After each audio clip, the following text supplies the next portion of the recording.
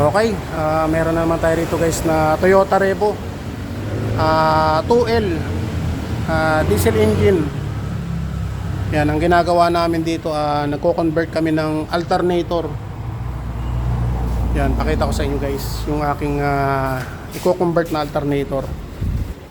Yan, pang Kia Carnival, 120 amperes. Yan, tingnan nyo guys yung kanyang laman loob. Yan, sariwang sariwa. Yung kanyang yung carbon brush napakahaba.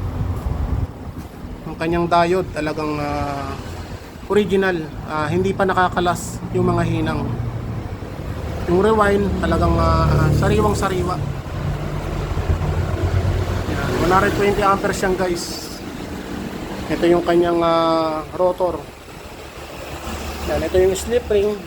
Kitang kita naman guys, walang kalubog-lubog. Talagang sariwang sariwa yung kanyang slip ring. Yan, ito yung kanyang stock na alternator. Yan, wala na talaga. Talagang pinasok na ng langis. Kaya kinumbert na namin. Yan, yung pulley niya kinuha namin, tapos dito namin kinabit. Yan, swak na swak yan guys. Yan, sa mga mako-convert guys na mga alternator, Toyota Revo 2L. Yan, kapag mako-convert kayo, yan, alisin nyo to, yung kanyang bracket. Ito yung kanyang bracket ng alternator.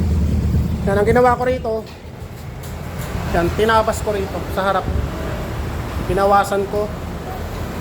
Yan, nagbawas tayo ng konti, tapos dito. Yan, binawasan natin dito ng kaunti para mag-swak o mag-fit yung kanyang paa. Yan, 120 amperes yan guys. Yan, pang Kia Carnival. Bali, Toyota Revo to guys, 2L. Yan, patatanggal nyo lang yung kanyang holder ng alternator. Yan, tapos ganun lang guys, babawasan nyo, lagarian nyo lang.